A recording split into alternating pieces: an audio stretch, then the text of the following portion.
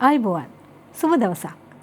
ජයමග රූපවාහිනී නාලිකාව ඔබ වෙත ගෙනෙන සලපතල මළුව වැඩසටහන් මාලාවේ අඟහරුවාදා දවසේ අපි හෝරාවක් වෙන් කරන්න හිතුවා යුක්තිය උදෙසා නීතිය කියන වැඩසටහනට. මොකද අපිට අවශ්‍ය වෙන්නේ ඔබේ එදිනදා ජීවිතයට වැදගත් වන නීතිමය කරුණු සම්බන්ධයෙන් යම්කිසි අවබෝධයක් යුක්තිය උදෙසා නීතිය වැඩසටහන තුළින් ඔබට ලබා දෙන්න. ඇත්තටම හිතවතුනි මේ අවස්ථාවේ ඔබ මේ වැඩසටහන නරඹද්දී වුණත් ඔබට විවිධ නීතිමය ගැටලු තියෙන්න පුළුවන්. ඔබේ පවුල් සම්බන්ධයෙන් පවුල් සංස්ථාවේ වෛවාහික ආරවුලක් වෙන්න පුළුවන්. එහෙම නැත්නම් ඔබේ දරුවන් සම්බන්ධ ගැටලුවක් වෙන්න පුළුවන්. එහෙම නැත්නම් ඔබ සේවය කරන ස්ථානයේ ඔබේ සේවා යෝජකයාගෙන් ඔබට වෙච්ච අසාධාරණයක් වෙන්න පුළුවන්.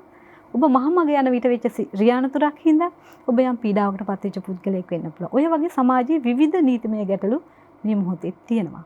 ඒ නිසා අපි ඔබට ආරාධනා කරනවා මේ තිරේ දිස්වන ලිපිනය ඔස්සේ සහ දුරකථන මාර්ගය ඔස්සේ ඔබට පුළුවන් යුක්තිය උදෙසා නීතිය වැඩසටහනට ඔබේ නීතිමය ගැටලු යොමු කරන්න.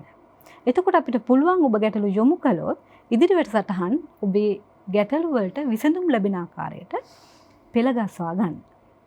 එහෙනම් හිතවතුනි අපි අද දවසේ ඔබ වෙනුවෙන් ඉදිරිපත් කරන බලාපොරොත්තු වෙන මාතෘකාවට යමු. දැන් ගොඩක් වෙලාවට අපි දීපල මිලදී ගන්නවා අපේ තියෙන සියලුම මුදල් යොදවල ආයෝජනය කරලා දීපල මිලදී ගන්නවා. ඒ වගේම තමයි අපිට තියෙන එකම දීපල අපි අපේ දරුවන්ට එහෙම නැත්නම් වෙනත් පාර්ශවයන්ට පවරන අවස්ථා තියෙනවා. ඔය වගේ අවස්ථාවලදී අපි නීත්‍යානුකූලව ඒ කියන්නේ නීතියට අනුව ඒ පැවරීම් මිලදී ගැනීම කරේ නැත්නම් අනාගතයේදී ඒ ඔබේ අයිතිවාසිකම් වලට ප්‍රශ්නයක් වෙන්න හේතු වෙන්න පුළුවන්. ඒ නිසා අපි අද දවසේ දීපල මිලදී ගැනීම සහ බැහැර කිරීම සම්බන්ධයෙන් ඔබ දැනුවත් කරන්න යුක්තිය උදෙසා නීතිය වැඩසටහනට ආරාධනා කරා නීතිඥවරු දෙපළකට. මම මුලින්ම හඳුනා දෙන්න කැමතියි නීතිඥ ජගත් හාල්පන්දිනිය මහතාව. ඔබතුමාව බොහොම ගෞරවයෙන් ආයුබෝවන් කියලා පිළිගන්නවා. ආයුබෝවන් සාරය. ඒ වගේම අපිත් එක්ක අද එකතු වෙනවා නීතිඥ තුසිත විජේකෝන් මහතාත්. ඔබතුමාවත් බොහොම ගෞරවයෙන් ආයුබෝවන් කියලා පිළිගන්නවා. දැන් මම මුලින්ම යොමුෙන් හිතුවා නීතිඥතුමනි ජගත් නීතිඥතුමා වෙත. දැන් අපි දන්නවා දීපල මිලදී ගන්න අවස්ථාවක වගේම බැහැර කරන අවස්ථාවක සේවාදායකයෝ ගොඩක් වෙලාවට බලනවා නොතාරිස්වරයෙකුගේ සහාය ලබා ගන්න. ඒ වගේ අවස්ථාවකදී නොතාරිස්වරයෙකුට තියෙන කාර්යභාරය සහ සේවාදායකයා සහ නොතාරිස්වරයා අතර මේ දීපල මිලදී ගැනීම හෝ බැහැර කිරීම සම්බන්ධයෙන් වැදගත් වෙන කරුණු මොනවද කියලා අපි මුලින්ම පැහැදිලි කිරීමක් කරමු. ඔව් සාගරිකා දැන් සාගරිකා කිව්වා වගේ දීපල බැහැර කිරීම ඒ වගේම දීපල ලබා ගැනීම නැත්නම් මිලදී ගැනීම කොහොමද දීපලක අයිතිය ලබා ගන්න ආකාරය කියන එක. දැන් දීපලක් බැහැර කරන ආකාරය සාගරිකා ප්‍රධාන වශයෙන් ආකාර තුනකට කරන්න පුළුවන්. ඒ කියන්නේ අපි සමහර වෙලාවට අපි සතු දීපලක් තව කෙනෙකුට විකුණන්න පුළුවන්. එතකොට අපි මේ වෙලාවට විකුණුම් ඔප්පුවක් කියලා එකක් සකස් කරනවා. ඒ වගේම අපේ සතු දීපලක් මගේ දරුවෙකුට නැත්නම් ඥාතියෙකුට එහෙම නැත්නම් ඒ වගේ කෙනෙකුට පවරන්න අපිට හේතු වෙන්න පුළුවන්. ඒ වගේ වෙලාවට අපි ගොඩක් වෙලාවට අපි කරන්නේ දීපල තෑගි කිරීමක් සිද්ධ කරනවා. ඒ වෙලාව සාමාන්‍ය ව්‍යවහාරයේ තියෙන වචනේ තමයි මේ අපි තෑගි ඔප්පුවකින් මේ දීපල පවරලා දෙන්නේ. ඒ වගේම සාමාන්‍ය පුජ්‍යලයකු යම්කිසි ආකාරයෙන් ස්වභාවිකට මරණයකට පත් වෙනකොට ඒ පුජ්‍යලා දීපල පැවරීමක් කරලා නැත්නම් ඒ දීපල උරුම වෙනවා. තමන්ගේ උරුමකාරයන්ට.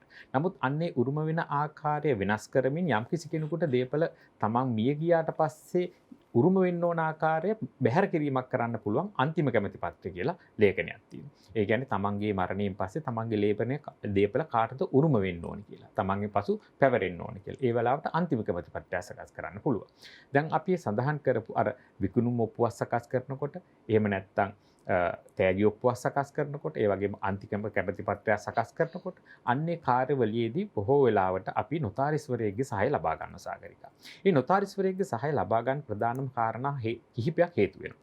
එකක් තමයි දීපල බැහැර කිරීමේදී සහ දීපල මිලදී ගැනීමේදී. ওই කාරණා දෙකේදී මේ කාර්යාවලිය ඉතාමත් නෛතිකව සහ විධිමත්ව සිද්ධ වෙන්න ඕනේ කාරණා දෙකක්. මොකද දීපල පවරන පුජ්‍යලයාට තමන්ගේ සතු සියලු අයිතිවාසිකම් නිසි ආකාරයෙන් ඊළඟ පාර්ශ්වයට පැවරීමක් සිද්ධ වෙන්නත් අවශ්‍යයි. ඒ කියන්නේ තමන්ගේ වගකීමෙන් බැහැර වෙන්නත් අවශ්‍යයි. ඒ වගේම දීපල ලබා ගන්න, මිලදී ගන්න පුජ්‍යලයාට ඒ තමන් වෙත මිලදී ගන්න හෝ ලැබෙන දීපලෙහි අයිතිය නිසි ආකාරයෙන් ලැබෙන්නත් අවශ්‍යයි.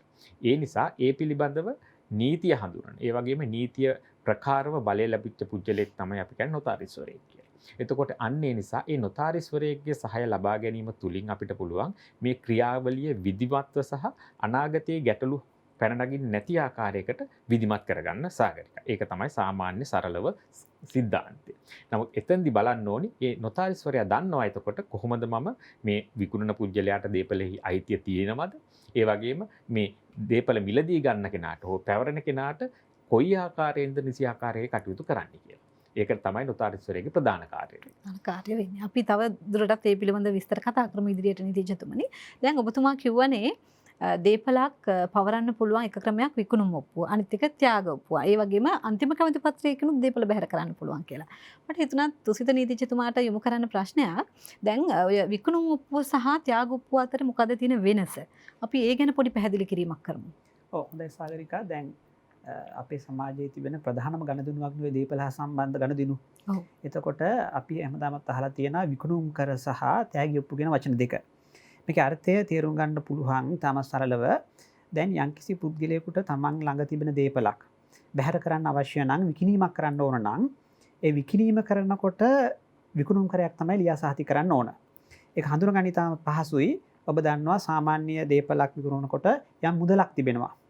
ඒ මුදලක් තීරණය කරන මුදලක් හුමාරු වෙනවා. අපි නීතිය කියන ප්‍රතිෂ්ඨාව හුමාරු වෙනවා කියලා. ඒතර විකුණුම් පුද්ගලයා කියන මම මේ දීපල විකුණන්නේ මේ මුදලට ගැනුම්කරු කැමති වෙන්න ඕනේ මේ මුදල ගෙවලා දීපල මිලදී ගන්න. ඒ අවස්ථාවේදී නොතාරිස්වරයෙකුගේ සහාය ලබාගෙන දීපල පවරනවා විකුණුම් කරයක් ලියා සහතික කරනවා. ප්‍රධාන ලක්ෂණය තමයි එතන මුදලක් හුමාරු වෙනවා. ගණදිනුවක්. අනිත් එක තමයි සාගරික ඔබ මතක් කරපු තෑගි ඔප්පුව. තෑගි ඔප්පුව කියන කාරණේදීත් වෙන්නේ ඇත්තටම යම්කිසි පුද්ගලයෙක් සතුව තිබෙන දීපල අයිතිය තවත් පුද්ගලයෙකුට බැහැර කිරීමක් තමයි. නමුත් වෙනස එතනදී මුදල් ගණදිනුවක් වෙන්නේ නැහැ. සමහරට සාගරික ඔබ දැකලා ඇති අපි කවුරුත් දන්නවා තෑගි ඔප්පුවල සඳහන් වෙනවා දයාව ආදරය කරුණාව වැනි ස්වභාවික හේතු මත පදනම් වෙලා තමයි මේ දීපලේ අයිතිය මම බැහැර කරන්නේ කියන වගන්තිය හුඟක් වෙලාවට අපි දකිනවා. ඇත්තට මේක තමයි හේතුව. හුඟක් වෙලාවට ඔක අපිට තේරුම් ගන්න පුළුවන් දෙමව්පියන් තමන්ගේ දීපල යම් අවස්ථාවක දරුවන්ට දෙන්න කල්පනා කරනකොට ඉතාමත් යෝග්‍ය ක්‍රමයක් තමයි ඔය ත්‍යාගයක් හැටියට ඒක ලබා දීම. ඒ කියන්නේ නීතිඥතුමනි සාමාන්‍යයෙන් පවුලේ ලේ ඥාතීන් අතරද තෑගි ඔප්පුව සිද්ධ වෙන්නේ සාමාන්‍යයෙන්? ඔව් සාගරිකා තෑගි ඔප්පුවක් ලබා දෙන්න ඇත්තටම හුඟක් වෙලාවට ප්‍රායෝගික වෙන්නේ ඥාතීන් අතර තමයි. මොකද ඒ කලින් කියපු කතාව මොකද තෑග්ගක් දෙන්න නම් හේතුවක් තියෙන්න ඕනනේ. ආදරේ කරුණාව වගේ කරුණ කිව්වනේ හේතුවක් තියෙන්න ඕන. අපි නොදන්නා පුද්ගලයෙකුට තෑගි දීමක් සාමාන්‍ය සමාජයේ වෙන්නේ නැහැ. ඒ නිසා අති බහුතරයක් අවස්ථාවල දෙමව්පියන්ගෙන් දරුවන්ට නැත්නම් සහෝදර සහෝදරයන් අතර නැත්නම් බාප්පා මාමගෙන් තවත් කෙනෙකුට දීපල හුමාරු වෙනකොට ත්‍යාග ඔප්පුවක් තමයි ලියාසහතික කරන්නේ. ඉතින් ඔය කරුණු දෙක තමයි ප්‍රධාන වශයෙන්ම දීපලක් බැහැර වෙනකොට අද අපි සමාජය දකින ප්‍රධානම නෛතික ක්‍රම දෙක වෙන්නේ. ඔව්. ඒ වගේම ජගත් දැන් විකුණුම් ඔප්පුවක් සහ ත්‍යාග ඔප්පුව කියන ඔය ඔප්පු දෙකෙන් කුමක් ලිව්වත් රජයට සිද්ධ වෙන මුද්‍ර ගාස්තුවක් ගෙවන්න. අපි ඒ ගැනත් පොඩි දැනුවත්භාවයක් දෙමු. සාමාන්‍යයෙන් කොපමණ මුද්‍ර ගාස්තු ගෙවන්න ඕනද සහ දැන් විශේෂයෙන් මේ වෙනකොට ඔය මුද්‍ර ගාස්තු සම්බන්ධයෙන් වැදගත් කාරණයක් තමයි ඔප්පුව අසං කරන්න කලින් පළාත් ආදායම් දෙපාර්තමේන්තුවේ මේ දීපලවල වටිනාකම ගැන මතයක් ගන්න කියලා බලපෑමක් කරන ගතියක් තියෙනවා. අපි ඒ ගැන පොඩ්ඩක් දැනුවත් කරමු. ඔව් සාගරිකා දැන් අපි දැන් ඔතනදී ප්‍රධාන වශයෙන්ම මුද්‍ර ගාස්තු කියන කාරණාවේදී සඳහන් කරනකොට විකුණුම් ඔප්පුවක් සහ තෑගි ඔප්පුවක් කියලා ගත්තාම මේ ඔප්පු දෙකේ මුද්‍ර ගාස්තු ගණනය කිරීමේ ප්‍රතිශතයේ වෙනසක් තිබෙනවා. ඒ වගේම විකුණුම් ඔප්පුවක් සහ තෑගි ඔප්පුවක් වුණත් සාමාන්‍ය නීතිය හඳුනන්නේ ඒ දීපලෙහි වටිනාකමට මුද්‍ර ගාස්තු ගහන්න ඕනේ කියන. වෙළඳපොළ වටිනාකම. වෙළඳපොළ වටිනාකම. සාමාන්‍යයෙන් ගොඩක් වෙලාවට ප්‍රායෝගිකව අපේ ගනුදෙනුකරුවෝ කරන්නේ මේ අපිට අඩුවෙන් මුද්‍ර ගාස්තු ගෙවන්න ඕනේ කියලා අඩු ගාණක් ඔප්පුවට දාමු කියලා කියනවා. ඒක නීතිය හඳුනන්නේත් නැහැ. ඒක වැරදි කාරණයක්. හේතුව මොකද ඔබ අතර ගනුදෙනු වෙන ප්‍රතිෂ්ඨාව. අපි කියන්නේ ඔකට ඇත්තට මුදල කියනවා. ඒ වගේම සමහරට ඊට වැඩි අපි නිවැරදි වචනයකට ගත්තොත් ප්‍රතිෂ්ඨාව. ප්‍රතිෂ්ඨාව කුමක් වුවත් ඔබ මුද්‍ර ගාස්තු ගෙවන්න ඕනි දීපලේ වටිනාකම. වෙළඳපොළ වටිනාකමට රජයට ඒ මුද්‍ර ගාස්තුව ගෙවිය යුතුයි. ඒ වගේ වෙලාවට අර විශේෂයෙන්ම විකුණුම් ඔප්පුවක නම් ඔබ මුද්‍ර ගාස්තු ගණනය කිරීමේදී ඔබ ගණනය කරන්න ඕනි 104ක මුදලක්. ඔබ විකුණුම් ඔප්පුවට මුද්‍ර ගාස්තු ගෙවන්න ඕනි. ඒ වගේම ඒ 104ක මුදල ඔබ ඔප්පුවට ගෙවන්න ඕනි පළවෙනි 50000ට 104ක් නෙවෙයි. ඊට වැඩිය 103යි අඩුයි. ඊළඟ 50000 ඉක්මවන ප්‍රමාණයට 104ක මුද්‍ර ගාස්තුවක් ගෙවන්න. ඒ වගේම ඔබ තෑගි ඔප්පුවකට මුද්‍ර ගාස්තු ගෙවනකොට පළවෙනි ලක්ෂයක මුදලකට ඔබ 102ක් ගෙවන්න. 103ක් ගෙවන්න ඕනේ. ඒ වගේම ඉතුරු ප්‍රමාණයට ඔබ 102ක් ගෙවන්න ඕනේ. එතකොට සාමාන්‍ය සරලව ගත්තොත් එහෙම ඔබ ගෙවන්න ඕනි මුද්දර ගාස්තුවේ ප්‍රමාණය තෑගි ඔප්පුවකදී ආසන්න වශයෙන් ගත්තොත් අඩක් වගේ වෙන්නේ. හේතුව මොකද දන්නවද? ඒකෙදි ප්‍රතිෂ්ඨාව වෙන්නේ ගොඩාක් වෙලාවට මුදල නෙවෙයි. ඒ මුදලට වඩා ආදරය, දයාව, කරුණාව හෝ වෙනත් කාරණයක්. ඉතින් ඒ වගේ වෙලාවක රජය විසින් පවනවපු අර මොකද්ද මුද්දර පනත මගින්. මුද්දර පනත මගින් කියනවා විකුණුම් කරයක ගහන මුද්දර ප්‍රමාණය මෙච්චරයි. තෑගි ඔප්පුවක ගහන ප්‍රමාණය මෙච්චරයි. ඒක ඉතින් කාලෙන් කාලයට දැන් අපි මේ කතා කරන්නේ අද තත්ත්වයේ වර්තමානයේ තියෙන තත්ත්වය. සමහරට හෙට වෙනකොට ඒක වෙනස් වෙන්න පුළුවන්. නමුත් ඒ කෙසේ වුණත් ඔබ දීපල මිලදී ගන්නකොට දැනගන්න ඕනේ ප්‍රධානම කාරණයක් තමයි ඔබ මුද්දර ගාස්තු අනිවාර්යයෙන්ම ගෙවන්න ඕනේ.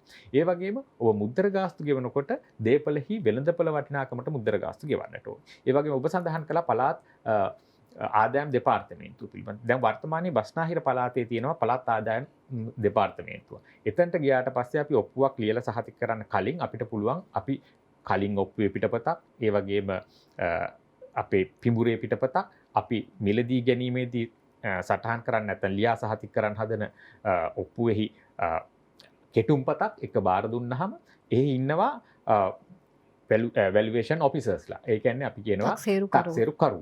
ඔවුන් රජයේ තක්සේරුකරුවන් තක්සේරු කරනවා ඒ අදාළ ගනුදෙනුව සිදුවීමට නියමිත ඉඩම්හි වටිනාකම කොමද්ද? ඒ අනුව ඔබ ගෙවිය යුතු මුද්‍ර ගාස්තු කුමක්ද?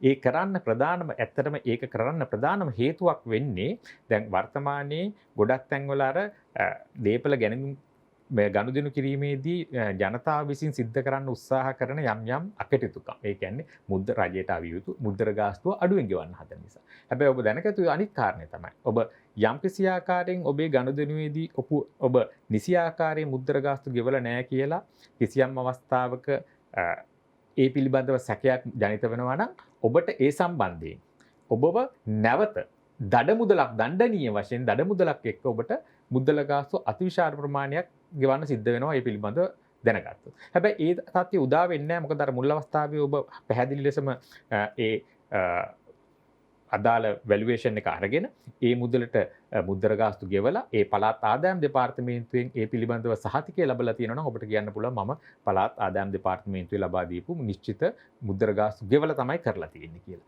එහෙම නොවුනොත් ඒත් ඔබට නිශ්චිත ආකාරයෙන් ඔබ ගනුදෙනු කරලා නිශ්චිත ආකාරයෙන් මුද්දර ගාස්තු ගෙවලා තියෙනවා නම් ගැටලුවක් නැහැ. ඔබට සහතික කරලා පෙන්වන්න පුළුවන් නෑ මේක තමයි වෙළඳපොළ වටිනාකම කියලා. නමුත් අන්නේ අක්‍රමිකතාවය මගහරව ගන්න තමයි සාගරිකා ඔය පළාත් ආදායම් දෙපාර්තමේන්තුව හරහා ඔය මුද්දර ගාස්තු ගණනය කිරීමේ කාර්යාවලිය සිද්ධ වෙන්නේ. දැන් රජයේ ආයතන ඊට පස්සේ දැන් වර්තමානයේ ගොඩක් වෙලාවට බස්නාහිර පළාත තුල බලනවා ඊට පසු ගනුදෙනු වලදී මේ නිසි පරිදි සිද්ධ මුද්දර ගාස්තු ගෙවපු ඔප්පුවක්ද ඒ මත වුන් කටයුතු කිරීමේදී අර සහතිකයේ තිබෙනවද කියලා පහසුව සඳහා වුන් අධ්‍යයනය කරලා බලනවා. උන් ඒ පිළිබඳ සැලකිලිමත් වෙනවා. ඒ නිසා ඔබ ඒ බස්නාහිර පළාත මම දන්න තරමින් බස්නාහිර පළාතෙන් පිට පළාත් වල දැනට ප්‍රායෝගික ක්‍රියාත්මක අඩුයි. නමුත් එහෙම ගනුදෙනුව කරනවා අනිවාර්යයෙන්ම පළාතේ සහතික ලබා ගන්න. ඒ ඔබේ ගනුදෙනුව සහ ඉදිරි ගනුදෙනුව ඉතා පහසු කරනවා. ඔව් ඒක තමයි ඉදිරි ගනුදෙනුව කිව්වම මට මතක් වුණේ නීතිඥතුමනි. දැන් මිලදී ගැනීමෙන් පස්සේ අපි වරිපණම් ලේඛනේ නම වෙනස් කරන්න යනවානේ. ඔය අවස්ථාවේදීත් ඔය තක්සේරු මුද්දර ගාස්තුව නිවැරදිව ගෙවලා තියෙන එක වැදගත් නේද? ඒක නැත්තම් සාමාන්‍ය වරිපණම් ලේඛනේ නම වෙනස් කිරීම ප්‍රතික්ෂේප කරනවා නේද? ඒ ගැන අපි පොඩ්ඩක් පැහැදිලි කිරීමක් කරමුද? ඔව් සාගරිකා. දැන් වරිපන් ලේඛනේ ඒක තමයි මම කිව්වේ පසු ගනුදෙනු පහසු කරනවා කියලා. ඒ කියන්නේ ඔබ නිශ්චිත පරිදි ඔබේ මුද්දර ගාස්තු ගෙවලා නැත්නම් ඒ අනුව ගොඩාක් වෙලාවට කරන එකක් තමයි අදාළ පළාත් පාලන ආයතනයට ගිහිල්ලා ඔබේ මුල් ගනුදෙනුවෙන් කියන්නේ ඔබේ කලින් හිමිකරුවා වෙත තිබිච්ච ඒ වරිපණම් හෝ අංකය තමන්ගේ නමට හරවා ගැනීමේදී දැන් ප්‍රායෝගිකව සිද්ධ කරන දෙයක් තමයි අදාළ පළාත් පාලන ආයතන විසින් එම ගනුදෙනුවදී ඒ ඔප්පුව බාර අරගෙන ඒ හැරවීමේ කටයුතු. ඒ කියන්නේ තමන්ගේ නමට පැවරීමේ කටයුත්ත කරන්න පසුබට වෙන අවස්ථාවක් තියෙනවා. එය හේතුව ඔවුන් එතනදී බලනවා මේ නිසි පරිදි මුද්දර ගාස්තු ගෙවලා තියෙනවද? මොකද ඔවුනුත් දීපල වටිනාකම මත තමයි ගොඩක් වෙලාවට ඔවුන්ගේ වරිපණම් ගණනය කිරීම සිද්ධ කරන්නේ. නමුත් එහි නීතියම පැත්තකට වෙනත් ආකාරයක් තියෙන සාකරිකා. ඒ කියන්නේ පළාත් පාලන ආයතනයේට මුද්දර ගාස්තු ගෙවුවද නැද්ද කියන එක පිළිබඳව සැලකිලිමත් වීමේ සහ අධ්‍යයනය කිරීමේ කාර්ය කියන එක වෙනම නීතිමය පරිචයක් තිබෙනවා. නමුත් ප්‍රායෝගික වශයෙන් අද සිද්ධ වෙන දෙයක් තමයි උන් ගොඩක් වෙලාවට පසුබට වෙනවා. ඔබට කියනවා අය නිසි පරිදි මුද්දර ගාස්තු ගෙවලා නැත්තම් ඔබ නිසි පරිදි මුද්දර ගාස්තු ගෙවූ බවට සනාථ කරගන්න කියලා. හැබැයි ඒ වගේ වෙලාවට ඔබ එදාලා ආයතනයේට එය ඔවුන් ප්‍රතික්ෂේප කළොත් ඔබට නීතිමය කටයුතු කරන්න වෙනවා. නීතිමය කටයුත්තකට යොමු වෙලා තමයි මේ දේ ලියාපදිංචි කරගන්න වෙන්නේ. මොකද ඔබේ අයිතිය ප්‍රතික්ෂේප වෙච්ච වෙලාව. හැබැයි මේ ගැටලුවට ඔබ මුහුණ දෙන්නේ නැහැ. මුල් අවස්ථාවේදීම ඔබ නිසි පරිදි අර පළාත් පාලන ඔප්පුව ලියා සහතික කිරීමේදී අර සහතිකය ලබා ගන්නවා නම් ඔබට මේ ගැටලුවට මුහුණ දෙන්න හේතු වෙන්නේ නැහැ. මොකද හැබැයි ඒක නීතිමය පැත්තෙන් ගත්ත සාගරිකා අපි ඒ පැත්ත ගැන අපි නිතරම කියන්නේ ඒකේ වෙනම නීතිමය පරිචයක් තිබෙනවා.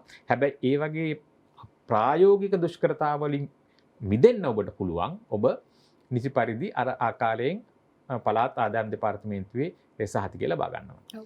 ඒ වගේම හිතවතුනි දැන් ඔබ දීපලක් ගන්න යන වෙලාවකදී ගොඩක් වෙලාවට දීපලට අදාළ සම්පූර්ණ මුදල ගෙවන්න කලින් අත්තිකාරම් මුදලක් ගෙවන අවස්ථාවක් තියෙනවා.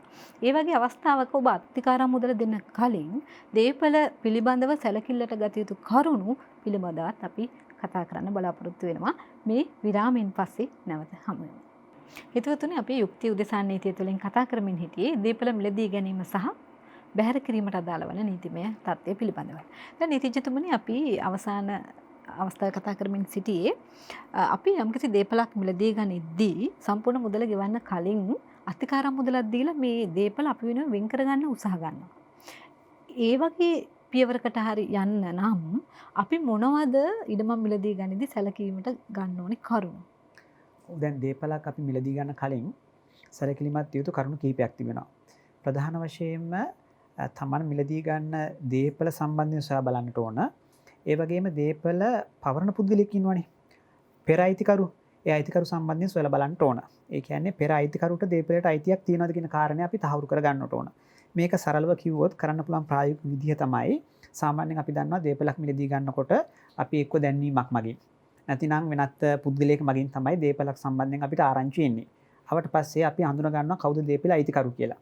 අයිතිකරුවෙන් පුළුවන් අපිට ඉල්ලන්න ඔහුට දීපලේ අයිතිය තියෙන ඔප්පුවේ පිටපතක් ලබා දෙන්න කියලා. ඒතර ඔහු එක පිටපතක් ලබා දෙනවා. ඒ පිටපත අනුව අපිට පුළුවන් ඉඩම් ලියාපදිංචි කිරීමේ කාර්යාලයේ මේ ඉඩමට අදාළ ඉතිහාසය පරීක්ෂා කර බලන්න. ඒතර අපි කියන පත්තිරු පරීක්ෂාවක් කරනවා කියලා. ඒතර සරලව ඉක්මනින්ම සහ මුලින්ම කළ යුතු කාරණේ තමයි පත්තිරු පරීක්ෂාව. සාමාන්‍යයෙන් අධ්‍යක්ීම් තියෙන නොතාරිස් මහත්මයෙකුට නීතිඥ මහත්මයෙකුට පත්තිරු පරීක්ෂාවක් කරාට පස්සේ සාගරික හඳුන ගන්න පුළුවන් බැලූ බැල්මටම මේ දීපල නිරවුල් දීපලක්ද අර්බුදයක් තිබෙනවද ඉතිහාසයේ ඉඳලා ඒ දීපල හිමිකරුවන්ගේ අයිතිය සාරෝපණය වීම සම්බන්ධයෙන් පිරිසුදු භාවයක් තිබෙනවද පැහැදිලිතාවයක් තියෙනවද කියන එක නිගමනය කරන්න පුළුවන්. ඒක එක කාරණයක්. ඒ වගේම තමයි සාගරිකා ඉතාමත් වැදගත් දේ තමයි අපි විශේෂම සමාජය අද දකින විශේෂම නඩු හබවලට පදනම් වෙන කාරණයක් තමයි සමහර පුද්ගලයන් ඉන්නවා ඔවුන් Taman දීපල හිමිකරු කියලා නියෝජනය කරනවා කියා සිටිනවා. නමුත් ඇත්ත ඒක නෙමෙයි. ඒ නිසා ඔබ ඉදම පතිරු පරීක්ෂාවක් කරලා හඳුනා ගන්නවා වගේම ඇත්තටම ඔබ ඉදිරියේ පෙනී ඉන්න පුද්ගලයා දීපල හිමිකාරයාද කියන කාරණය තහවුරු කරගන්නට ඕන. මොකද පුද්ගලයාට පුළුවන් හිමිකාරයා වගේ පෙනී ඉඳිමින් මෙවැනි ගණදෙනුවකට පොළඹවන්නට පුළුවන්. ඒක තව කාරණයක්. අනිත් එක තමයි සාගරික දැන් යම් දීපලක් අපේ ඇහෙන් පොළවේ තියෙනවා දැක්කට විශේෂයෙන්ම ඒ දීපල හැඩය සහ ඒ දීපලේ ප්‍රමාණය හඳුනගන්න ලේඛනයක් තිබෙනවනේ. සාමාන්‍යයෙන් ඔප්පුවක් එක්ක බැඳිලා තිබෙනවා පිඹුරක්. අතර අපි පිඹුර කෙරෙහි තව අවධානය යොමු කරන්න ඕන. ඒ දීපලේ හැඩය වර්ග ප්‍රමාණය සම්බන්ධයෙන් තොරතුරු අන්තර්ගත ප්ලෑන් එක කියලා කියන්නේ ප්ලෑන් එක කියලා කියන්නේ ඒක තමයි පිඹුර. ඒතර පිඹුර කෙරෙහිත් අපේ අවධානය යොමු කරන්න ඕන. මක්නිසා දෙයත් සමහර වෙලාවට ලේඛනවල ඉඩම තියෙනවා. නමුත් ඇත්තටම පොළවේ ඉඩම නැහැ. ඒ නිසා ඔබට පුළුවන් අර පිඹුර තියෙන මායිම් ඒ මායිම් ඔස්සේ ඔබට දල වශයෙන් අවබෝධයක් ගන්න පුළුවන් මේක ඇත්තටම පොළවේ පිහිටා තිබෙන දීපලක්ද නැතිනම් හුදු මනක් කල්පිත විදිහට ලේඛනවල පමණක් තියෙන දීපලක්ද කියන එක ඔබ පරීක්ෂා කරලා බලන්න ඕන. ඒ කියන කරුණුවලට අමතරව මම ප්‍රායෝගික දෙයක් කියන්නම් සාගරිකා. දැන් අපි හුඟක් වෙලාවට උත්සාහ කරන්නේ නොතාරිස් මහත්මයෙක් ගාවට ගිහලා නීතිඥ මහත්මයෙක් ගාවට ගිහිල්ලා දීපල පරීක්ෂා කරව ගන්න. ඒ පරීක්ෂාවට අමතරව ඔබට පුළුවන් නම් දීපලට ප්‍රායෝගිකව ගිහිල්ලා ඒ දීපල හතර මායිමේ ඉන්නවනේ පුද්ගලයෝ සමහරට උතුරුන් එහෙම නැත්නම් නැගෙනහිරින් දකුණෙන් තවත් පදිංචිකරුවෝ ඉන්නවා. ඒ පදිංචිකරුවොත් එක්ක ඔබට ප්‍රායෝගිකව කතා කිරීමේ හැකියාවක් තිබුණා ඉතාමත් ප්‍රයෝජනවත්. මොකද ඒ ඉන්න පුද්ගලයෝ මම හිතන්නේ වසර ගාණක් සිට සමහරට ඉන්න පුද්ගලයෝ වෙන්න පුළුවන්. එතකොට මේ දීපලේ ඇත්ත අයිතිකාරයා කවුද නැද්ද කියන එක අවට වටේ පිටේ ඉන්න පුද්ගලයන් සාමාන්‍යයෙන් දන්නවා. ඒ නිසා ඔබට හැකියාවක් තිබෙනවා නම් ප්‍රායෝගික තත්ත්වයන් වලින් බාධාවක් නැත්නම් ඒ ආකාරයෙන් කතාබස් කරලා මේ දීපලය නිර්වද්‍ය කිරීමේ ප්‍රායෝගික ක්‍රමයක් අනුගමනය කරන්න පුළුවන් නම් ඉතාමත් හොඳයි. මක්නිසාදයත් සමහර විටක ලේඛන වලට පේන්නේ නැති දේවල් ඔප්පුවෙන් අපිට බලා ගන්න බැරි දේවල් පිඹුරෙන් අපිට පේන්නේ නැති දේවල් අර වගේ කතා බහකින් අනාවරණය කරගන්න පුළුවන්. ඒ අතරතුර විශේෂයෙන්ම ඔබ දන්නවා දැන් දීපල වලට වරිපණන් ගෙවන්නට ඕන පෙරහිමිකරුවන් ඒවා ගෙවලා තිබෙනවද? ඒ වගේම යම් ගොඩනැගිල්ලක් තිබෙනවා නම් ලයිට් බිල් වතුර බිල් සම්පූර්ණයෙන්ම ගෙවලා තිබෙනවද? ඒ වගේම නොපවරා ගැනීමේ සහතික කියලා එකක් තිබෙනවා. ඒවා නිසියාකාරයෙන් අරන් තියනවද? ආදී කරුණුත් ඔබට බලන්න පුළුවන්. නමුත් දීපලේ අයිතිය Tamante විකුණන පුද්ගලයාට තියෙනවාද කියන එක තමයි ප්‍රධානම කාරණේ ඔබ පරීක්ෂා කරලා බලන්නට ඕන. ඒ වගේම ඔහුට ඒ අයිතිය තියෙනවයයි කියන දීපල ප්‍රායෝගික වශයෙන් පොළවේ තිබෙනවද? ඒ වගේම මේකට නඩු හබ තිබෙනවද? කවුද පදිංචියේ භුක්තියේ ඉන්නේ කවුද? කවුද පදිංචියේ ඉන්නේ කියන කාරණා ඉතාමත් වැදගත්. සමහර විටක අපි දැකලා තියෙනවා සමහර දීපල තිබෙනවා නඩු හබ තිබෙනවා. ඔබ හරියට පත්තිරු පරීක්ෂාවක් සහ ඒ පරීක්ෂාව හරියට කරේ නැත්නම් නඩු හබත් එක්කයි ඔබ දීපල මිලදී ගන්න. ඔබට අනවශ්‍ය කරදරයක්. ඒ නිසා ඒ සියලු දේවල් පරීක්ෂා කිරීමෙන් පස්සේ ඔබට සහාය දක්වනවා නොතාරිස්වරයා නීතිඥ මහත්මයා. දීපල මිලදී ගත්තට පස්සේ සාගරිකා වැදගත්ම දේ තමයි හැකි ඉක්මනින් දීපල මිලදී ගැනීමත් සමගම භුක්තියට පැමිණීම. ඒක ඉතාමත් වැදගත්. මොකද ඔබ දීපලක් මිලදී ගන්නේ ඔප්පුව ළඟ තියාගෙන නෙමෙයි. ඔබට යම් ප්‍රයෝජනයක් තියෙන දීපලෙන්. ප්‍රයෝජනයක් තමයි දීපලේ භුක්තිය ඔබ ලබා ගැනීම. ඒකටත් උනන්දු වෙන්නට ඕන. එහෙම වුණොත් හුඟක් වෙලාවට ඔය නීතියෙන් තියෙන ප්‍රශ්න වලින් අපිට බේරෙන්න පුළුවන් කමක් තියෙනවා. ඔව්. ඒ වගේම ජගත් දැන් අපි ඉඩමක් මිලදී ගන්න යන අවස්ථාවක ඉඩමේ අයිතිකරු අපිට ඔප්පුවක් ඔහුගේ අයිතිය පෙන්වන ඔප්පුව අපිට දෙනවා වගේම සමහර අවස්ථාවල හිමිකම් සහතිකයක් අපිට දෙන අවස්ථාවක් තියෙනවා. මොකද මේ හිමිකම් සහතිකය කියන්නේ සහ හිමිකම් සහතිකයකින් අයිතිය ලැබිච්ච දේපල මිලදී ගැනීම සම්බන්ධයෙන් වැදගත් වෙන කරුණු මොනවද? ඔව් සාගරිකා දැන් අර අපි කලින් කතා කරා වගේ තුසිත ඉස්සෙල්ලා කිව්වා වගේ දීපල අයිතිය ලැබෙන ක්‍රම තියෙනවානේ. දැන් ওই වගේම දීපල මිලදී ගැනීමේදී තමන්ගේ දීපල අයිතිය පුජ්‍යලිකුට ලැබෙන්නේ ඔප්පුවක් හෝ ඒ වගේ මොකක් හරි යම්කිසි සාධන පත්‍රයක් මගින්. ඒ වගේම වර්තමානයේ නෙවෙයි මේ සම්බන්ධයෙන් නීතිය 1800 ගණන් වල ඉඳන්ම විවිධ අවස්ථාවල හඳුන්වා දීලා නමුත් ප්‍රායෝගික වශයෙන් ක්‍රියාත්මක වෙලා එනවා හිමිකම් ලියාපදිංචි කිරීමේ ආඥා පනත යටතේ. එතකොට මේ හිමිකම් ලියාපදිංචි කිරීමේ නීතිය යටතේදී දැන් අපි ඉස්සල තුසිත කිව්වා වගේ ඔප්පුවක් නොතාරිස්වරයෙක් ලියනවා. ඒ ලියන්නේ ලේඛන ලියාපදිංචි කිරීමේ ආඥා පනත කියලා එකක් අපි තියෙනවා. ඒ අනුව තමයි අර අපිට ඔප්පුවක් ලැබෙන්නේ ඉදේපල සම්බන්ධයෙන්. එතකොට අපි ඉඩම් ලියාපදිංචි කිරීමේ කාර්යාලයේ ගිහිල්ලා ඒ ඔප්පුවට අදාළව තියෙන පත්තිරු පරීක්ෂා කිරීමක් කරනවා. දැන් ඊට අමතරව හිමිකම් ලියාපදිංචි කියලා වෙනම රජය මගින් හඳුන්වා දීපු වැඩසටහනක් තියෙනවා. ඒ අනුව ඔබට ලැබෙන්නේ ඔප්පුවක් නෙවෙයි ඔබට ලැබෙන්නේ හිමිකම් සහතිකයක්. ඒ හිමිකම් සහතිකයක් ලැබීමේ ක්‍රියාවලිය ඉතා සංකීර්ණ ක්‍රියාවලියක්. ඒ වගේම රජයේ නිලධාරීන් විසින් මැදිහත් වෙලා ඒ වගේම මිනුම්පතිවරයා මැදිහත් වෙලා දීපලෙහි අයිතිය ඒ වගේම දීපලෙහි ප්‍රමාණය සම්බන්ධයෙන් නිශ්චිත වශයෙන් සෑහීමකටපත් වෙලා නිකුත් කරනවා මේ දීපලෙහි හිමිකරු කවුද කියන එක සම්බන්ධයෙන් සහතිකයක්. ඒක ප්‍රථම ගණයේ සහතිකයක් වෙන්න පුළුවන් දෙවන ගණයේ සහතිකයක් වෙන්න පුළුවන්. ඒක න අපි එතකොට ඔබට තියෙන්නේ ප්‍රථම ගණයේ අයිතියක් වෙන්න පුළුවන් දෙවන ගණයේ අයිතියක් වෙන්න පුළුවන්. එතකොට හිමිකම් සහතිකයක් වුණත් එහෙම නැත්නම් ඔප්පුවක් වුණත් ඒ දෙකම පරීක්ෂා කිරීම වැදගත්. ඒ කියන්නේ ඔප්පුවක් නම් ඔබ එහි ඉඩම් ලියාපදිංචි කිරීමේ කාර්යාලයට ගිහිල්ලා පරීක්ෂා කරගන්න පුළුවන්. එහි කොයි ආකාරයෙන්ද ගනුදෙනු සිද්ධ වෙලා තියෙන්නේ කියලා. ඒ වගේම හිමිකම් ලියාපදිංචි කිරීමේ සහතිකයක් ඔබ අතරපත් වෙනවා නම් අපි සාමාන්‍ය කියන හිමිකම් ලියාපදිංචි කිරීමේ පහතිකයක් තියෙන නිර්වද්‍යතාවය වැඩි කියලා. ඒ වැඩි කියන්නේ සාමාන්‍ය උසාවියක් ඉදිරියේ වුණත් එය පිළිගන්නව බැලූ බැලමට පෙළෙන සාක්ෂියක් වශයෙන් අයිතිය සම්බන්ධයෙන්. ඒ නිසා ඒ සම්බන්ධයෙන් වුණත් ඔබට ඒ සහතිකය පෙන්වුවාට පස්සේ ඔබ ඒ සහතිකය පිටපතක් අරගෙන ගිහලා ඔබට පරීක්ෂා කරලා බලන්න පුළුවන් හිමිකම් ලියාපදිංචි කිරීමේ කාර්යාලයේ ඒ කියන සහතිකයේ නමින් ඒ පුජ්‍යලයාගේ නමට ඒ දීපල සටහන් වෙලා තියෙනවා කියලා. ඒ වගේම ඔබ දැන් තුසිත කිව්ව කාර්යයෙන් තවත් එක් කාරණයක් මම ඇතුළත් කරන්නම්. ඒ කියන්නේ අර දීපල අයිතිය නොතාරිස් මහත්මයා හරහා පවරා ගැනීමේදී අපි සැලකිලිමත් වෙන්න පුළුවන් තවත් එක කාරණයක් තමයි ඔබට දීපල පවරන විකුණන පුජ්‍යලයා සතුව එම ලේඛනවල Tamanට අයිතිය ලැබුණු ලේඛනවල මුල් ලේඛන තියෙනවාද කියන එක. ඔරිජිනල්ස් කියලා අපි කියනවා ඔරිජිනල්ස් තියෙනවාද කියලා. ඒ කියන්නේ ඒක එක්තරා සාධකයක් පමණයි. ඒ කියන්නේ යම්කිසි අවස්ථාවක සාධාරණ හේතුවක් මත විනාශ වෙන්න පුළුවන් ඔබ සතුටු වෙච්ච මුල් ලේඛන. අස්ථානගත වෙන්න පුළුවන් ඔබ මේ සතුටු වෙච්ච ලේඛන. හැබැයි එය හැම වෙලාවටම අපිට සාධාරණීකරණය කරන්න බෑ. ඔබට අයිතියක් තිබෙනවා මුල් ලේඛන ඉල්ලා සිටින්න. ඒ වගේම ඔබට අයිතියක් තිබෙනවා මේ ඉදිරි යම් ආකාරයකින් අස්ථානගත වෙලා නම් මේ ඉදිරිපත් කරන ඒ කියන්නේ ඔහු සඳහන් කරන අස්ථානගත වීම සම්බන්ධයෙන් සඳහන් කරන කාරණාව සාධාරණ සහ විය හැකි දෙයක්ද කියලා බලන්න සොයා බලන්න. ඒකත් අර සුපරීක්ෂාකාරී වීමේ තවත් හොඳ මිනුම් දණ්ඩක් කියලා මට හිතෙනවා. ඔව්. ඒ වගේම නීතිඥතුමනි දැන් අපි දීපල මිලදී ගන්න යනකොට අපිට හදිසියේ හොඳ ඉඩමක් ගැන අපිට අවබෝධයක් ආවම ඒ ගැන අපිට උපදෙසක් අපි නොතාරිස්වරයා ළඟට ගිහිලා දැනගත්තම අපිට එකපාරටම ඔය මුදලේ ඔය ඔප්පුවට අදාළ මුදල විකුණුම්කරුට ගෙවන මුදල හොයාගන්න බැරි වෙනවා වෙන්න පුළුවන්. එතකොට අපි බැංකුවකින් ණයක් ලබා ගන්න අපි වෙන යම් ක්‍රමයකින් සල්ලි ටික එකතු කරගන්න යම් කාල සීමාවක් අපිට අවශ්‍ය වෙනවා. ඒ වගේ වෙලාවක අර මම කලින් කිව්වා වගේ අධිකාර මුදලක් දීලා ඔය දේපල රඳවා තබා ගනිද්දී ගොඩක් අය සමාජය අපිට අහන්න දක්න ලැබෙන එක තමයි විකිණීමට එකඟ වීමේ ගිවිසුමකට එනවා කියන එක. එහෙම විකිණීමට එකඟ වීමේ ගිවිසුමකට එළඹීම වැදගත්ද මේ වගේ ගනුදෙනුවකදී? අපි ඒ ගැන පොඩි දැනුවත් කිරීමක් කරමු. ඔව් දැන් සාගරික ඔබ හිතන්න ඔබට දේපලක් තිබෙනවා. ඒ දේපල ඔබට විකුණන්න ඕන මට. ඒ වගේ මට අවශ්‍යතාවයක් තියෙන මේ දේපල මිලදී ගන්න. නමුත් ප්‍රායෝගික ගැටලුවක් තිබෙනවා. ඔබ ඉල්ලන මුදල ඔබේ දේපල වෙනුවෙන් අයිති සිටින මුදල දෙන්න මාතුව සමාසන්තකේ මුදල නැහැ. එතකොට අපේ අවශ්‍යතාවයක් කෙරෙන්නට ඕන.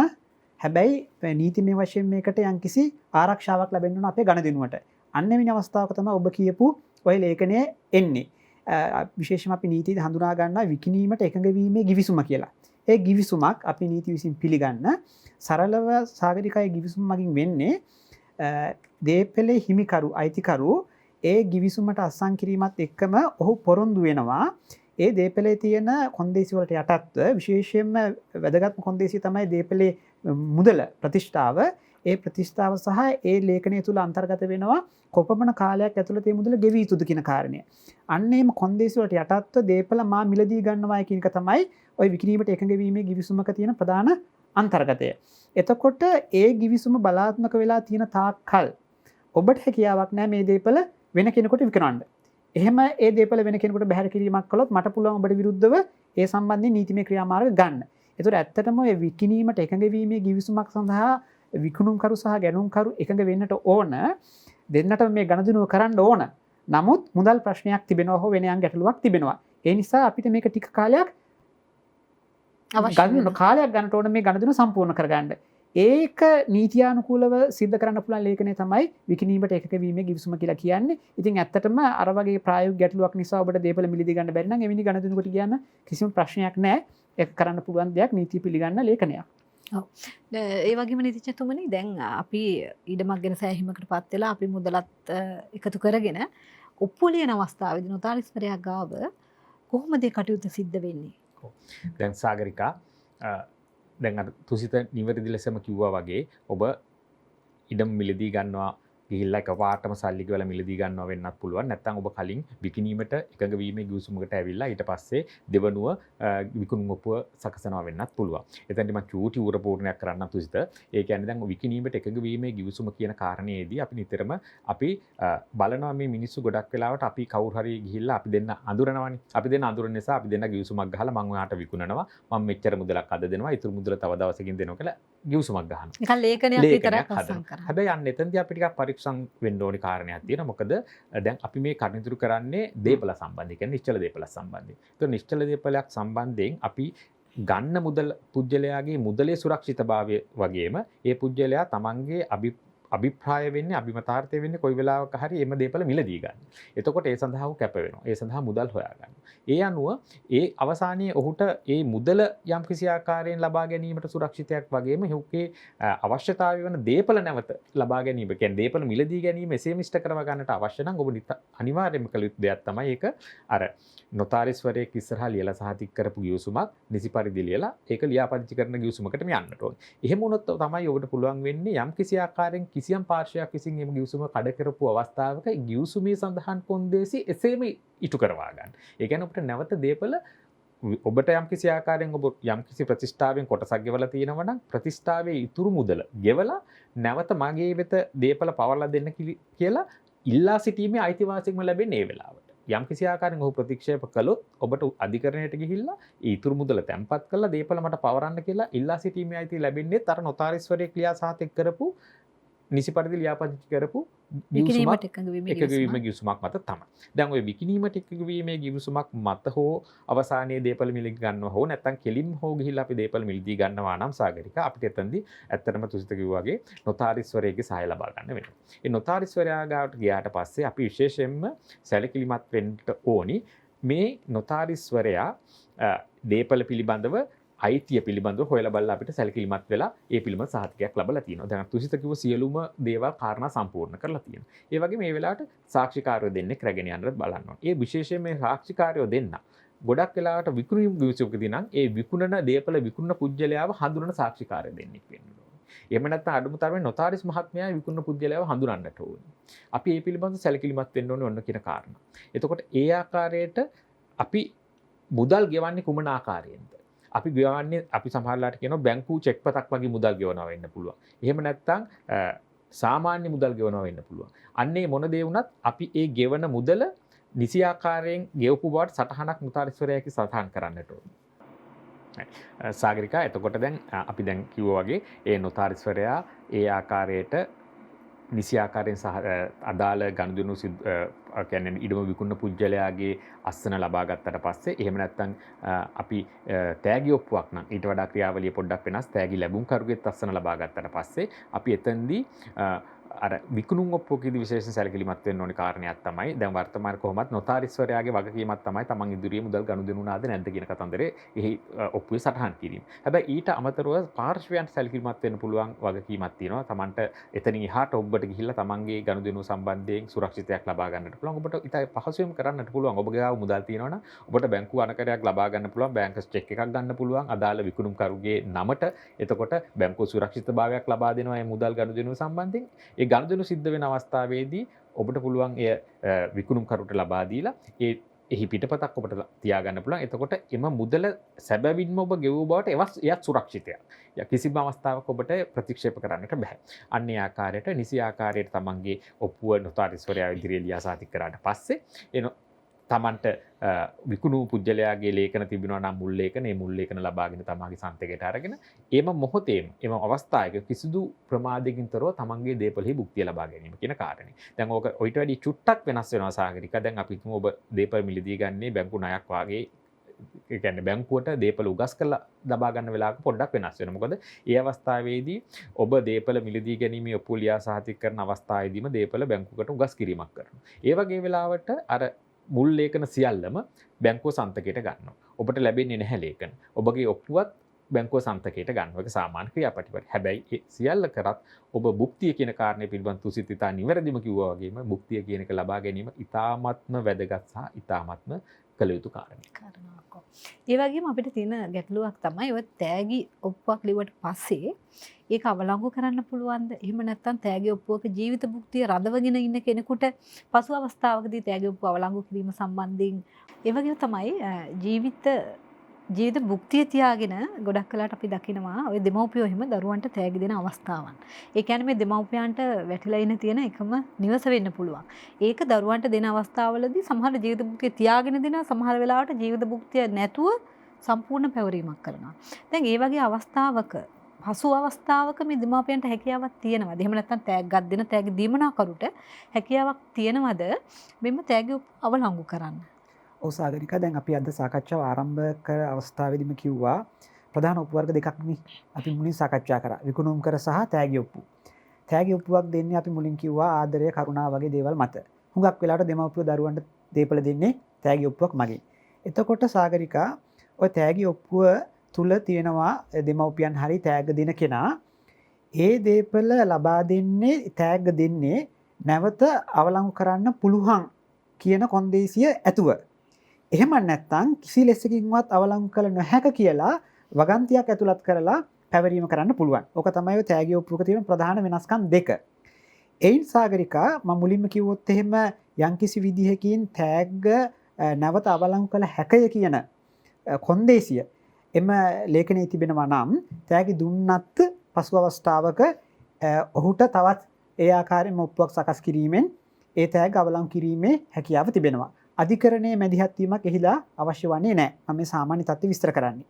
ඒ වගේම සාගරික, මම ඔබට කිව්වා දැන් සමහර අවස්ථාවල තෑගි ලබා දෙනකොට කිසි ලෙසකින් හෝ අවලංගු කළ නොහැක කියන වගන්තිය ඇතුළත්ව පැවරීමක් කරනවා. අන්නේ වගන්තිය ඇතුළත් කරලා තෑගි දීමක් කළොත් ඒ තෑගි ඔප්පුව අවලංගු කිරීමට පසු කාලීනව තෑග්ග දුන්නු කෙනාට අවශ්‍ය වුණොත් අනිවාර්යයෙන්ම අධිකරණයේ මැදිහත් වීමට යන්න සිද්ධ වෙනවා. ඒ මෑත කාලීනව ආපු ඔප්පුවක් මගින් මෙය තහවුරු සමාවෙන්න මෑත කාලීනව පාර්ලිමේන්තුවේ සම්මත කරලද පනතක් මගින් මේ කරුණු තහවුරු කරලා තිබෙනවා. ඒවනි අවස්ථාවක අධිකරණ මැදිහත් වීමකින් මිසක එම ඔප්පුව අවලංගු කිරීමේ හැකියාවක් නැහැ. විශේෂයෙන්ම එතනදීත් ඒ ඔප්පුව ලියා සහතික කරපු දවසේ ඉඳලා අවුරුදු 10ක් කාලයක් යන්න කලින් ඒ ඔප්පුව අවලංගු කිරීමට ඔබ අධිකරණ මැදිහත් වීමට යා යුතුයි. අවුරුදු 10ක කාලයක් ඉක්මවා ගියාට පස්සේ ඒක කිරීමේ හැකියාවක් නැහැ. ඒ වගේම තව එක දෙයක් මට මුලින් කියන්න අමතකුණා. දැන් ඒ අධිකරණයට ගිහිල්ලා හෝ ඒ ඔප්පුව අවලංගු කිරීමට යම් හේතුවක් තියෙන්න පයිද මමත් ඒක ඔබතුමාගෙන් අහන්න හැදුවේ මොන පදනමක් හේතුව ඒ පනතෙත් පැහැදිලි කරලා තිබෙනවා. එයට අපි කියන්නේ බලවත් අකෘතඥතාවය කියලා. ඒතර බලවත් අකෘතඥතාවය කියන හේතුව තමයි මේ ආකාරයෙන් අවලංගු කළ නොහැකි ඔප්පුවක් අධිකරණ ක්‍රියාමාර්ගය හරහා අවලංගු කිරීමට තිබෙන හේතුව. ඒතර අපි අධිකරණයේදී විශේෂයෙන් අපිට වගකීමක් තිබෙනවා. මොකක්ද අකෘතඥතාවය? ඒක බලවත් අකෘතඥතාවයක්ද කියන එක සනාථ කරන්න සාක්ෂි සහිතව ඒ වගකීම ඒ පුද්ගලයාට පැවරෙනවා. ඉතින් ඒ ආකාරයෙන් තමයි තෑග්ගක් අවලංගු කර නොහැකි ආකාරයෙන් ලබා දුන්නාට පස්සේ පසු කාලින අවලංගු කිරීම අවශ්‍යතාවය හටගත්තොත් සිද්ධ කරන්න වෙන්නේ ওই ක්‍රමයට තමයි. ඔව් එතකොට ජගත් නීතිඥතුමනි දැන් ඒ වගේ ජීවිත භුක්තිය සඳහන් ඒ වගේම අවලංගු කළ නොහැකි ආකාරයෙන් ස්ථිර තෑග්ගක් කරලා දෙන තෑග්ගක් කියන ওই අවස්ථා කීපෙකෙදිම අපිට බැංකුවකින් ණය ලබා ගන්න අවස්ථාවක් ආවොත් අවශ්‍යතාවයක් ආවොත් ඒ වගේ වෙලාවක මේ තෑගි ඔප්පුවක් කියන එක බාධාවක් වෙනවද? නෑ සාගරිකා මෙහෙමයි. දැන් බැංකුවක් ණය ලබා දීමේදී ඔවුන් ලබා ගන්නා ප්‍රධානම සාධකය තමයි ඔවුන්ට මේ බැංකු ණය සඳහා සුරක්ෂිතයක් වශයෙන් අපකරයක් වශයෙන් තමයි උගසක් වශයෙන් තමයි මේ දේපල රඳවා තබා ගන්න. එතකොට ඔවුන්ට සුරක්ෂිතතාවයක් ලැබෙන්නට ඕනි. යම් කිසි ආකාරයකින් අදාළ බැංකු ණය ගෙවීම පැහැර හැරියොත් හෝ ඒ ගෙවීම මග හරිනවා නම් ඔවුන්ට ඒ දේපල විකුණලා වෙන්දේසි කරලා හරි පවරා ගැනීමෙන් හරි ඔවුන්ට ඒ දේපල මගින් අදාළ Tamanට අයවිය යුතු ණය මුදල ලබා ගැනීමේ සුරක්ෂිතතාවය තියෙනවා. ඒ කියන්නේ බැංකුවට එම උගස ලබා ගැනීමේදී උගස් අයිතිය ක්‍රියාත්මක කරවා ගැනීමේ අයිතිය බැංකුවට ලැබෙන්නට අවශ්‍යයි. ඉතින් එතෙන්දි වෙන්නේ සාගරිකා විකුණුම් ඔප්පුවක් නම් ඉතා පැහැදිලි විකුණුම් ඔප්පුවක එහෙම කොන්දේසි මොකක්වත් එන්න විදියක් නැහැ බොහෝ වෙලාවට. එතකොට ඒ වෙලාවට බැංකුවට කෙලින්ම විකුණුම්කරු අදාළ බැංකුවට උගස් අත්සන් කිරීම ප්‍රමාණවත් වෙනවා.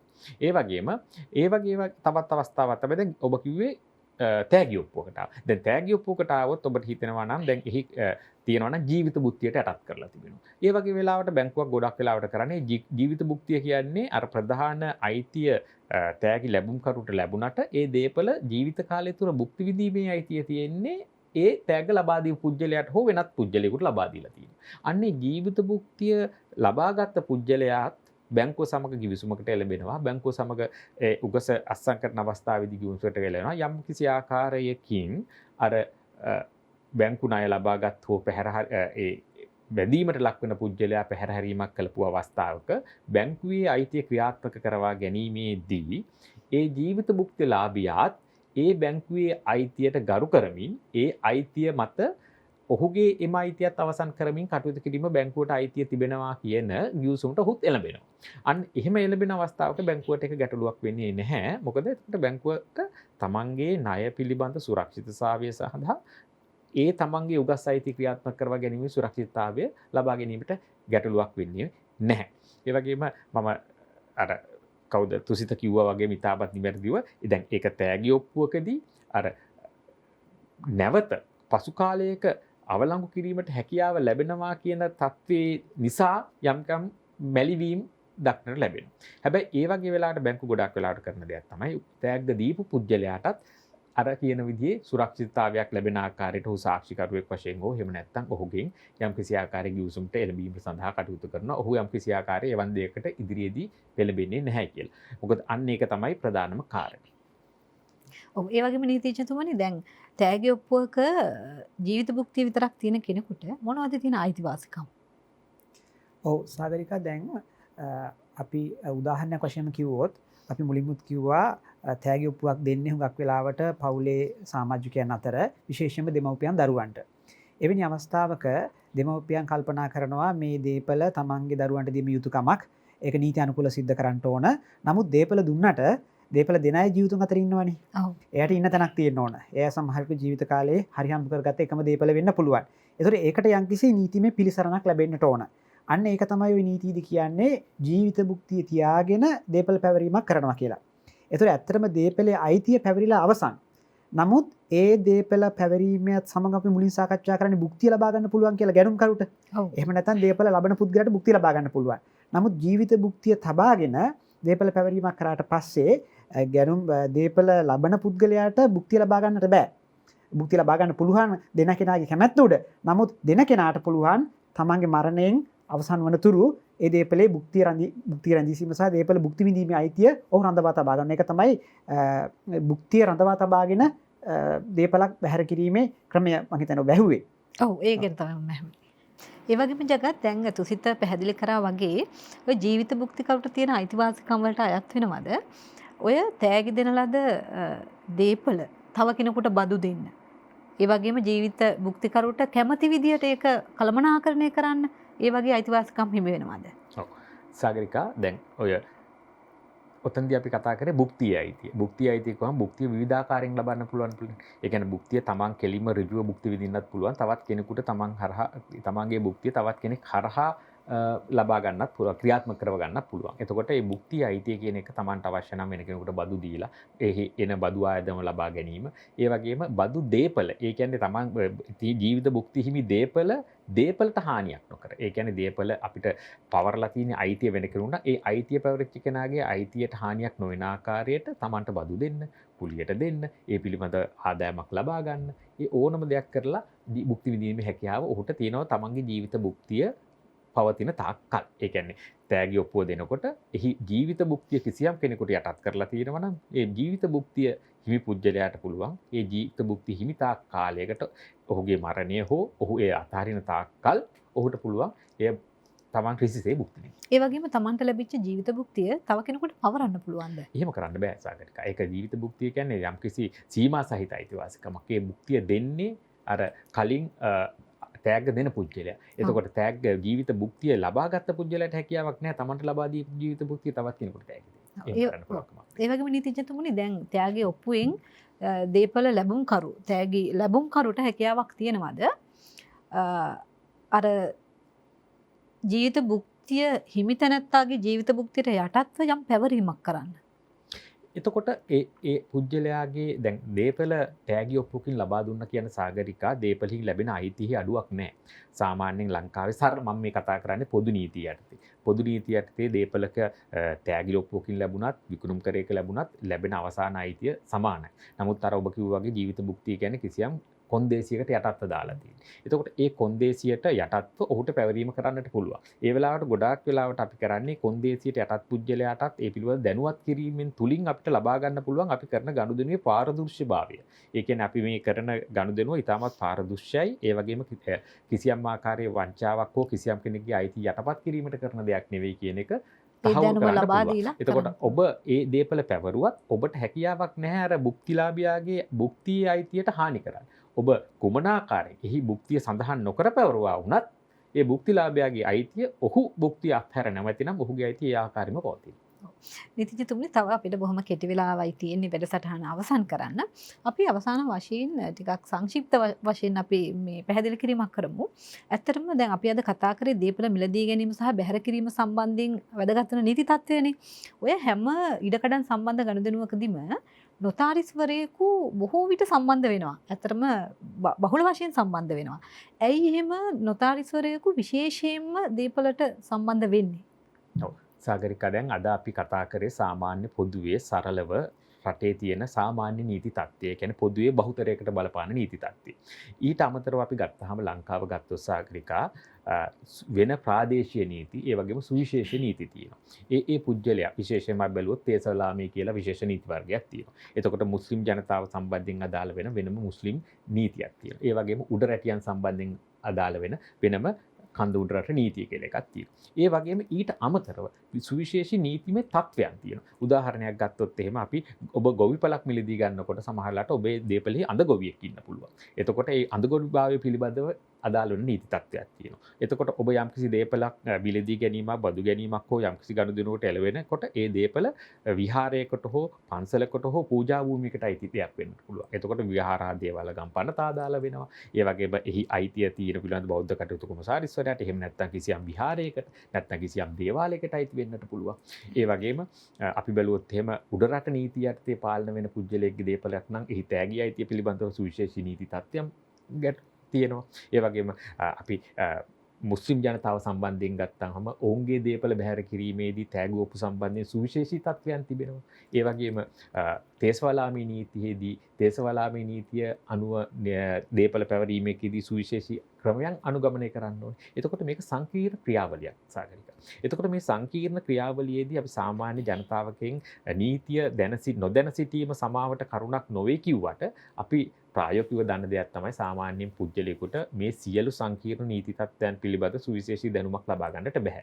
හැබැයි ඔබට සුවිශේෂී දැනුමක් ඒ පිළිබඳව නැති වුණාට ඔබ දේපල මිලදී ගත්තට පස්සේ ඔබ ඒ නීති තත්ත්වයන් සියල්ලටම ඒ ගතියුතු නිසි ක්‍රියාමාර්ග අරගෙන නැත්තම් ඔබ මිලදී ගන්න දේපල ඒ කිසියම් හෝ නීතියකින් පාලනය වෙන හෝ නීතිමය තත්ත්වයක් අදාළ වන දේපලක් නම් ඒ නීතිය ප්‍රතිපාදනයට අනුකූල නොවන ආකාරයෙන් ඔබ කටයුතු කරලා තිබෙනවා. උදාහරණයක් වශයෙන් අර ඉස්සල තුසිත කිව්වා වගේ හිමිකම් ලියාපදිංචි කිරීමේ පනත යටතේ යටත් වන දේපලක් නම් ඔබට සාමාන්‍ය උතාරිස් කෙනෙක් සාමාන්‍ය ක්‍රමයට නොතාරිස්වරයෙක් කියන අපි කියනවා ඔප්පුවක් සාමාන්‍ය ක්‍රමවේදය යටතේ දෙන දේපල බැහැර කිරීමේ ඔප්පුවක්. ඒ කියන්නේ registration of documents. ඒ කියන්නේ ලේඛන ලියාපදිංචි කිරීමේ නීති යටතේ කරන ලේඛනයක් ලියාපදිංචි කරොත් ඒක වැරදි. අයිතිය ලැබෙන්නේ නැහැ. ඒක කරන්නට ඕනි හිමිකම් ලියාපදිංචි කිරීමේ යටතේ. එතකොට අන්න ඒ වගේ සුවිශේෂී තත්ත්වයන් තියෙනවා. එතකොට අන්නේ සුවිශේෂී තත්ත්වයන් සියල්ල දන්නේ නොතාරිස්වරයෙක් හෝ ඒ පිළිබඳ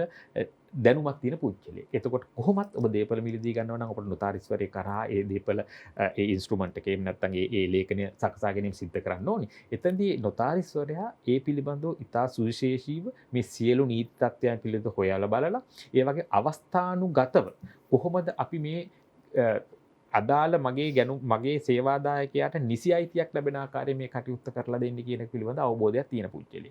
එතකොට අපි ඒක තමයි නිතරම කියන්නේ ඔබ නිතරම ඔබේ ගනුදෙනුව සිදු කිරීමේදී ඔබ නිසි දේපල හඳුනා ගන්නට ඕනි. තමන්ගේ සේවය සපයා ගන්නා නිසි නොතාරිස්වරයා හඳුනා ගන්නට ඕනි. ඒ වගේම ඒ පිළිබඳව ඉතා සුපරීක්ෂාකාරීව කටයුතු කරන්නට ඕනි. එහෙම වුණොත් තමයි ඔබට ඉදිරියේදී තව දුරටත් මුහුණ පාන්නට වෙන ගැටලු රාශියකින් මග හැරලා තමන්ට ඉතා පහසුවෙන් තමන්ගේ අවශ්‍යතාවය ඉෂ්ට කරගෙන අභිමතාර්ථය ඉෂ්ට කරගෙන ඒ කටයුතු ඉදිරියට පවත්වාගෙන යන්න පුළුවන්. යන්න පුළුවන්කම ලැබෙනවා. ඒ නිසා තමයි හිතවතුනි අපි ඔබට අද වැඩසටහනෙන් ඔබ දැනුවත් කළේ ඔබ දීපල සම්බන්ධයෙන් ගනුදෙනු කරන අවස්ථාවකදී නීත්‍යානුකූලව කටයුතු කරන්න ඔබට අවශ්‍ය සහාය නොතාරිස්වරයෙකු මාර්ගයෙන් ලබා ගන්න ඒ අනුව ඔබේ අයිතිවාසිකම් සුරක්ෂිත කරගන්න කියන පණිවිඩය තමයි අපි අද දෙන්නේ. අද දවසේ ඔබට දේපලවට අදාළ නීති තත්ත්වය පිළිබඳව දැනුවත්භාවයක් ලබා දෙන්න අපිත් එක්ක එකතු වුණු නීතිඥ ජගත් හාල්පන්දිනී මහතාට වගේම නීතිඥ තුසිත විජේකොන් මහතාට අපි ගෞරව ආදර ස්තුතිය මේ අවස්ථාවේදී පුද කරනවා. ඒ එක්කම හිතවතුනි අපි නැවතත් මේ වගේම මාතෘකාවකින් ඔබ හමු වන බලාපොරොත්තු වෙයි. අද දින යුක්ති සඳහා නීතිය වැඩසටහනින් සමුගන්නවා. ඔබ සැමටම අයබෝවන්.